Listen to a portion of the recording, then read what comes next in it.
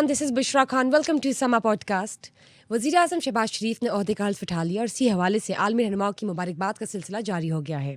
हम जब बात करते हैं सुन्नी इत्तेहाद काउंसिल की, तो उनकी तरफ से दी गई मखसूस नशिस्तों पर दरख्वास्त मुस्तरद हो गई है और यही मखसूस नशिस्तें पाकिस्तान पीपल्स पार्टी, मुस्लिम लीग नून और JUI को दी जाएंगी। और तहरीक इंसाफ ने इलेक्शन कमीशन को मखसूस नशिस्तों से मुतल्लिक चैलेंज करने का फ़ैसला किया।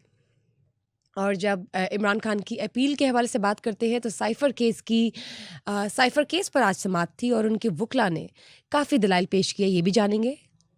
अकबर एस बाबर ने इंट्रा पार्टी इलेक्शंस को चैलेंज करने का फ़ैसला किया है। और जब मैं बात करती हूँ कमर ज़मान कायरा की, तो जानना चाहूँगी कि क्या कमर ज़मान कायरा आने वाले गवर्नर पंजाब हो सकते हैं या नहीं।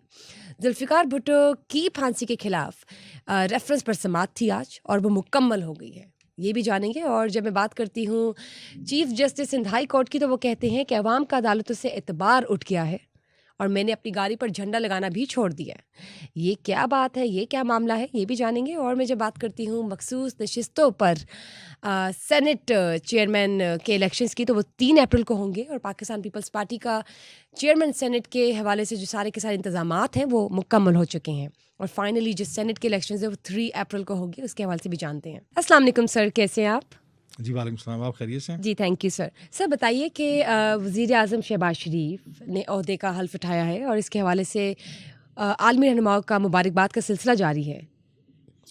बिस्मिल्लाहिर्रहमानिर्रहीम। ये ज़ाहिर है एक रस्मी कार्रवाई, एक सफ़ारती आदाब हैं जो हमारे दोस्त मुबारक हैं और वो हमारे जो भी प्राइम मिनिस्टर मुंतखब होते हैं उनको मुबारकबाद देते हैं, नेक ख्वाहिशात का इजहार करते हैं।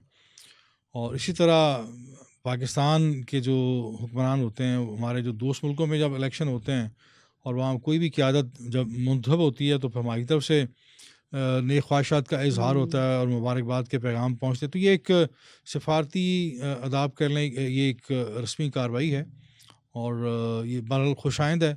इस तरह दोस्त मुल्कों के दरमियान रवाबत बेहतर होते हैं, मजबूत होते हैं। और मुख्तलिफ़ आलमी माहौल में जिसमें चीन के हुक्मरान हैं, फिर ईरान के और दूसरे मुल्कों के, सऊदीया के जो वली अहद हैं शाह सलमान, सब ने मियाँ शहबाज शरीफ के लिए अपनी नेक ख्वाहिशात का इजहार किया है और तौक़ुआत की हैं, ख़ास तौर पे चीन ने, कि वो शहबाज शरीफ के साथ मिल के CPEC के हवाले से उसकी जिद्दत और उसकी अपग्रेडेशन के हवाले से, उसकी तकमील के हवाले से वो बड़े पुरज़म और पुरुमीद हैं। चूँकि चीन हमेशा से मियाँ शहबाज शरीफ के साथ जो उनका कम्फर्ट ज़ोन है बहुत बेहतर है और शहबाज शरीफ को ये एक एज हासिल है कि वो मुख्तलिफ़ जो दुनिया में राइज ज़ुबानें हैं वो बोल सकते हैं, लिख सकते हैं, पढ़ सकते हैं। तो मुख्तलिफ़ जो उनके हम मनसब शख्सियात हैं उनके साथ उनकी कौमी ज़ुबान में जब बात करते हैं तो ज़ाहिर है वो एक अपनी उसका अपना एक हुस्न है। कोई भी जब आप मेरी ज़ुबान में कोई गैर मुल्की बात करेगा उर्दू में तो मुझे अच्छा लगेगा, तो ये फितरी बात है। शहबाज शरीफ को चाइनीज़ ज़बान भी आती है, जर्मन भी आती है और मुख्तलिफ़ ज़बानें रवानी से बोल सकते हैं, ख़ास तौर पर अरबी भी। चूँकि ये जब जिला वतन थे मुशर्रफ दौर में तो काफ़ी अरसा ये रहे सरूर पैलेस जद्दा में और फिर वहाँ से उन्होंने अरबी भी सीखी। तो ये एक मैं समझता हूँ प्लस पॉइंट है जो हमारे दूसरे वज़ीर आज़म में नहीं है। वेरी गुड, बिल्कुल ठीक बात की आपने। सर जब मैं बात करती हूँ सुन्नी इत्तेहाद काउंसिल की, तो उनकी तरफ से दी गई मखसूस नशिस्तों पर दरख्वास्त मुस्तरद हो गई है और यही मखसूस नशिस्तें पाकिस्तान पीपल्स पार्टी, नून लीग और JUI को दी जाएंगी। इसके अलावा तहरीक इंसाफ ये भी कहती है कि मखसूस नशिस्तों से मुतल्लिक जो फ़ैसला हुआ है उसके हवाले से इलेक्शन कमीशन को चैलेंज करेंगे।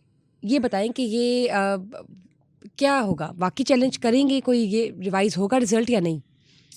देखिए ये फ़ैसला ज़ाहिर है मुबैना तौर पर PTI के लिए तो बिल्कुल नाकाबिल कबूल है और हम पहले भी बात कर चुके हैं कि एक जमात में वो ज़म हुए हैं, इंज़माम हुआ है और जब उनके पास मैंडेट है तो फिर उनको मखसूस नशिस्तें मिलनी चाहिए।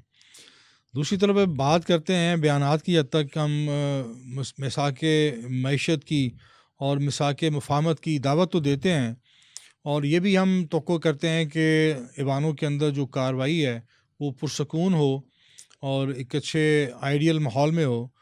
तो हम ये भी उम्मीद करते हैं कि पाकिस्तान के अंदर सियासी और माशी इस्तेहकाम आए। लेकिन दूसरी तरफ जब हम इस तरह के फ़ैसले करेंगे जानबदारी के साथ اور ایک جماعت کو جو ان کا آئینی حق ہے مخصوص نشستوں کا وہ نہیں دیں گے. چلے ان کو نہ دینا بھی کسی حد تک ہم اگر کچھ دیر کے لیے اس پہ خاموشی اختیار کر لیں یا صبر کر لیں, تو آپ ان کا جو ایک آئینی حصہ ہے, ان کا شیئر ہے اس سیٹ اپ میں جو مخصوص نشستوں کے حوالے سے وضع کیا گیا ہے, تو آپ ان کو دینے کے بجائے ان کا حصہ آپ ان کے مخالف جو پارٹیوں کو دیں گے, تو پھر کس طرح آپ توقع کرتے ہیں کہ وہ خاموش رہیں گے؟ پھر پارلیمنٹ کا اجلاس ہوگا وہ پرسکون ہوگا, پرامن ہوگا, وہاں پہ ایجیٹیشن نہیں ہوگی یا شور و غوغا نہیں ہوگا, احتجاج نہیں ہوگا. تو میں سمجھتا ہوں پاکستان کے اندر یہ لفاظی کی حد تک نہیں, آپ کو عملی طور پر اپنے کردار سے, خاص طور پہ ہم نے کل بھی بات کی تھی کہ ہمیشہ حکومت جو ہوتی ہے وہ ایک طرح سے کانچ کے گھر میں ہوتی ہے, تو جو شیشے کے گھر میں بیٹھا ہے اس سے بچنا ہے کہ کوئی خشت باری نہ کرے, کوئی سنگ باری نہ کرے, آپ کے اس کانچ کے گھر پر پتھراؤ نہ کرے. تو پھر آپ ایسے فیصلے کریں وسعت قلبی کے ساتھ, فراخ دلی کے ساتھ اور دور اندیشی کے ساتھ, جس کا جو حق بنتا ہے. اب یہ چونکہ سینٹ کے الیکشن آ رہے ہیں اور اس میں ظاہر ہے یہ بھی ایک طرح کی جو پی ٹی آئی کا کہنا ہے کہ ریگنگ ہے, پری پول ریگنگ ہے سینٹ کے الیکشن کے حوالے سے, کہ ہمارا جو ایک مینڈیٹ بنتا ہے اس تناسب سے جو مخصوص نشستیں ایڈ ہوتی ہیں, پھر ظاہر اس کے جو اثرات ہیں وہ سینٹ الیکشن پہ بھی ہوتے ہیں. اگر جتنے ان کے ممبرز ہوں گے, ان کے سینیٹر بھی اس تناسب سے منتخب ہوں گے, اور سینٹ کے اندر بھی پھر پی ٹی آئی ایک اچھی خاصی تعداد میں سامنے آئے گی. اب اس چیز کو کنٹرول کرنے کے لیے یہ جو حکمران اتحاد ہے اور الیکشن کمیشن کا یہ جو فیصلہ ہے مبینہ طور پر جو پی ٹی آئی نے اس کو مسترد کیا ہے, تو ظاہر ہے ساری چیزیں آپس میں جڑی ہوئی ہیں, ان کے تانے بانے جڑے ہوئے ہیں. اگر پی ٹی آئی اس پہ خاموش رہتی ہے تو سینٹ کے اندر جو ان کی ممکنہ تعداد ہے وہ متاثر ہوتی ہے. لہذا پی ٹی آئی جیسی جماعت سے آپ یہ کس طرح توقع کر سکتے ہیں کہ آپ ان کے ساتھ حق تلفی کریں گے, ناانصافی کریں گے اور وہ خاموش رہیں گے؟ سو میں سمجھتا ہوں کہ یہ وقت ہے, آپ نے اگر مساک معیشت کا اور مساک مفاہمت کا نعرہ لگایا ہے تو آپ 2 قدم آگے بڑھیں, ان کا شیئر ان کو دیں اور بیٹھ جائیں, سارے سر جوڑ کے بیٹھیں. پرائم منسٹر شہباز شریف نے لاسٹ جب ان کا دور تھا 16 ماہ کا, تب بھی انہوں نے اے پی سی کال کی تھی, اور میں سمجھتا ہوں کہ اس وقت سب سے زیادہ جو ضرورت اس امر کی ہے کہ فوری طور پر پرائم منسٹر اپنی میزبانی میں آل پارٹیز کانفرنس بلائیں اور سب کو احترام دیں, سب کو جو ان کا ایک شیئر ہے پارلیمنٹ کے اندر, مینڈیٹ جو ملا ہے الیکشن کے اندر. ابھی تو فارم 45 کا جھگڑا چل رہا ہے, وہ جو آوازیں نہیں دب رہیں, تو اوپر سے یہ جو ایک ایشو بن گیا ہے, تو بظاہر ہے اس میں جو پی ٹی آئی کا ریئیکشن ہے وہ اور زیادہ اس میں شدید ہونے کا احتمال ہے. اور فطری طور پر پی ٹی آئی کے جو عزائم اور وہ ظاہر ہیں اس وقت اپنے آپ کو زخمی محسوس کر رہے ہیں, اور انہیں لگتا ہے کہ ہمارے مینڈیٹ پر ڈالا گیا ہے.